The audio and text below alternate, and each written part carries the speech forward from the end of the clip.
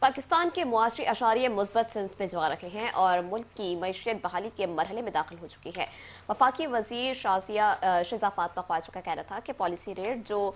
ماضی میں 23% تھا اب کم ہو کر 11% تک پہنچ گیا ہے، جبکہ مہنگائی کی شرح جو کبھی 39% تک جا پہنچی تھی آج 5% سے بھی کم ہے۔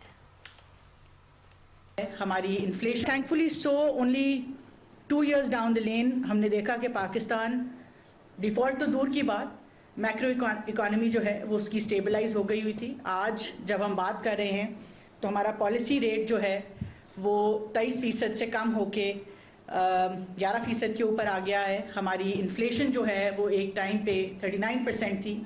آج جو ہے وہ 5% سے کم ہے۔ سو ایسے ہی درجہ بدرجہ جو ہے وہ تمام میکرو اکنامک انڈیکیٹرز جو ہیں وہ ہمارے بہتر ہوتے گئے،